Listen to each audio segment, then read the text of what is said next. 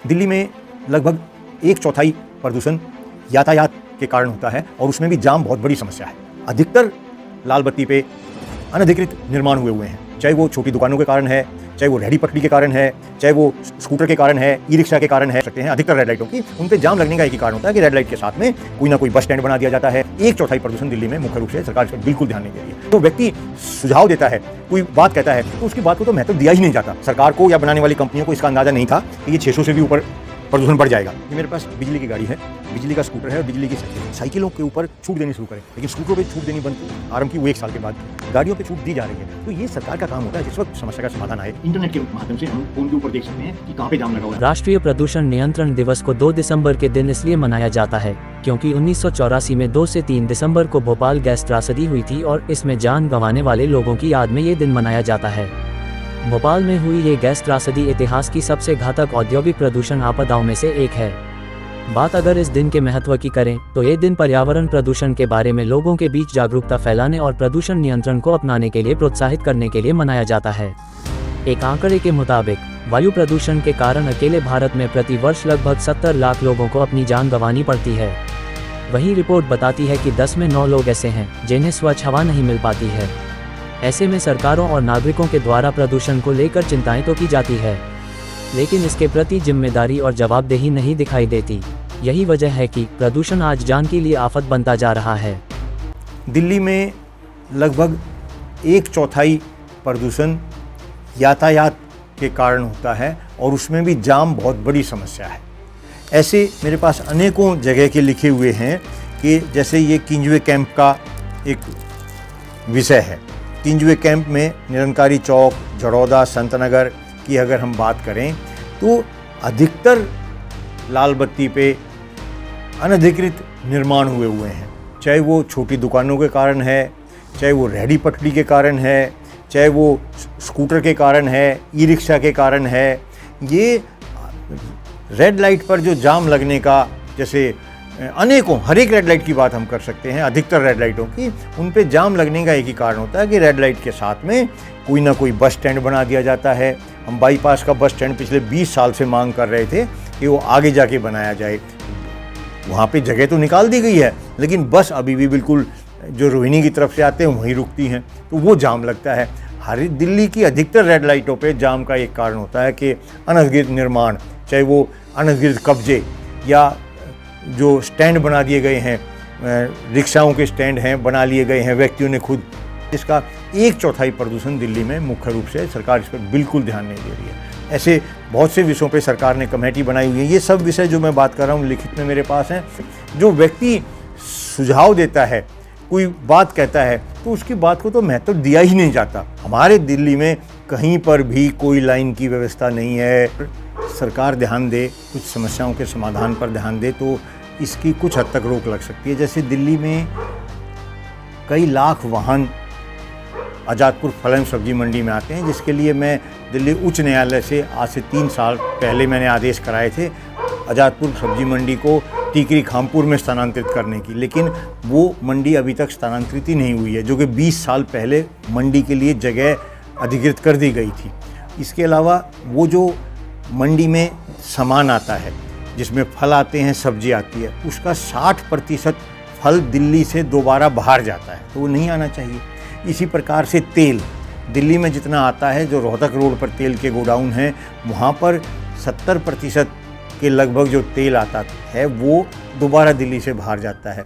इसी प्रकार से कपड़ा है, कपड़े की जमुना पार में मार्केट है, चांदनी चौक में मार्केट है। इसी प्रकार से जो पत्थर की मार्केट है, दिल्ली में ऐसी 8-9 तरह की मार्केटें हैं जिनका दिल्ली से बाहर से सामान आता है और वो दिल्ली में बिकता है और फिर दोबारा दिल्ली से बाहर जाता है। तो वो क्यों आता है यहाँ पर? उसकी आने की आवश्यकता नहीं है, उसको दिल्ली से बाहर ही रोका जाए तो ये कई लाख वाहनों पे प्रतिबंध लग सकता है, आने से दिल्ली में आने से रोका जा सकता है। इसके अलावा जो दिल्ली में यातायात पुलिस है, यातायात पुलिस का कोई यातायात पुलिस की प्रशिक्षण नहीं दिया जाता है। सामान्य पुलिस है उसी को यातायात में भेज दिया जाता है। मैंने अनेकों बार पत्राचार किया कि यातायात पुलिस को पुलिस संचालन करने का प्रशिक्षण दिया जाए। हमारा जीटी करनाल रोड दिल्ली से चंडीगढ़ तक बहुत ही अच्छा बना दिया गया है, लेकिन बाईपास जो है ये मैं जो बातें कर रहा हूँ सब लिखित में मेरे पास हैं। बाईपास का जो पुल है, जो मुकरबा चौक का पुल है, वो बोतल नुमा है। पीछे से रोड बोतल चौड़ी होती है तो रोड चौड़े होके आ रहे हैं चारों तरफ से, लेकिन पुल जो है वो भीड़ा हो गया है।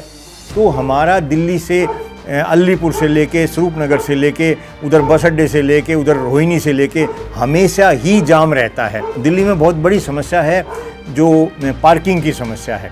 पार्किंग दिल्ली में कोई व्यवस्था नहीं है, रोडों पे गाड़ी पार्क होती हैं, तो रोडों में पार होती हैं तो वो जाम लगता है, इस पर ध्यान नहीं दिया जाता। तो ये बहुत बड़ी लापरवाही है जिसमें प्रदूषण के ऊपर बहुत सी समस्याओं का समाधान, काफ़ी हद तक समाधान हो सकता है अगर छोटी छोटी बातों पर ध्यान दिया जाए, छोटे छोटे विषयों पर ध्यान दिया जाए। ये प्रदूषण साफ़ करने की मशीन है, इसमें नापने की जो क्षमता है वो 600 तक की है। 600 से ऊपर ये मशीन नाप नहीं सकती। सरकार को या बनाने वाली कंपनियों को इसका अंदाज़ा नहीं था कि ये 600 से भी ऊपर प्रदूषण बढ़ जाएगा, लेकिन ये भारत सरकार, हमारे पास एक लेटेस्ट तकनीक मशीन है, इसमें PM 2.5 जो है वो 1000 तक नापा जा सकता है। 1000 का मतलब ये 999। भारत सरकार के पास और किसी राज्य सरकार के पास या किसी सरकारी विभाग के पास ऐसी कोई मशीन उपलब्ध नहीं है जो 1000 से ऊपर नाप सके। ये दिसंबर में, पिछली सर्दियों में भी और इस सर्दियों में भी अधिकतर बार फेल हो जाता था हमारे यहाँ। 999 से आगे जाके ये दिखाना बंद कर देता है।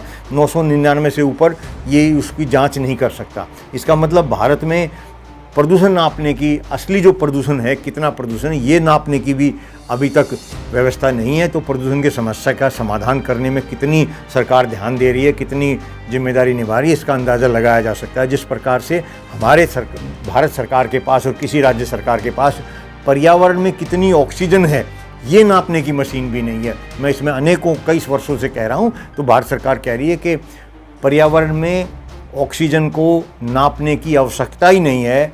ये पर्यावरण में जो ऑक्सीजन है, प्राणवायु है, ये प्रकृति की देन है, इसलिए इसको नापने की आवश्यकता नहीं है। कितना गैर जिम्मेदाराना जवाब है। जब 2009 में प्रदूषण के नियम बनाए गए थे, उससे पहले भारत सरकार के पास ऐसे कोई जानकारी ही नहीं थी कि प्रदूषण कितना होता है, कितना होना चाहिए। ताज्जुब इस बात का है कि हमें सरकार ने 3 साल के बाद इसका जवाब दिया, और वो जो जवाब दिया गया वो बहुत ही आश्चर्यचकित था। उन्होंने कहा कि हमारे पास ऐसे कोई आंकड़े नहीं है कि कितनी होनी चाहिए, कितनी है, कितनी इंसान के लिए है, लेकिन हम ये आपको जो दे रहे हैं इंटरनेट के माध्यम से उठा के दे रहे हैं। इसकी हमारी सततता की कोई जांच नहीं है। उनका बहुत बड़ा जो कारण है वो गाड़ियाँ हैं। ये मेरे पास बिजली की गाड़ी है, बिजली का स्कूटर है और बिजली की साइकिल है। इसमें मेरा ये कहना है कि जब ये 3-4 साल पहले मैंने साइकिल ली, उस वक्त मैं मांग कर रहा था कि साइकिलों के ऊपर छूट देनी शुरू करें। सरकार ने 1.5 वर्ष के बाद, मेरे पत्राचार के 1.5 वर्ष के बाद शुरू किया। ऐसे ही स्कूटर बहुत दिन पहले आ गए थे, लेकिन स्कूटरों पे छूट देनी आरंभ की वो 1 साल के बाद की। गाड़ियों पे छूट दी जा रही है। तो ये सरकार का काम होता है, जिस वक्त समस्या का समाधान आए, कोई व्यक्ति अगर उसमें अच्छा सुझाव देता तो उसके ऊपर तुरंत कार्रवाई होनी चाहिए। 1-1 साल, 2-2 साल सुझाव पे कार्रवाई करने पे लग जाते हैं, तो जब तक तो समस्या बढ़ेगी ही। और यही कारण है कि सरकार दिल्ली में जो प्रदूषण रोकने में नाकाम है। ये हम सभी जानते हैं कि हमारे शरीर के लिए शुद्ध हवा कितनी जरूरी है। ऐसे में जो प्रदूषित हवा होती है, उसके कण हमारे शरीर में जाकर हृदय, फेफड़ों और मस्तिष्क को नुकसान पहुंचाते हैं। इसलिए हमें वायु प्रदूषण को रोकने के लिए हर वो काम करना चाहिए जो जरूरी है। प्राइम टाइम हिंदी से अर्जुन सिंह की रिपोर्ट।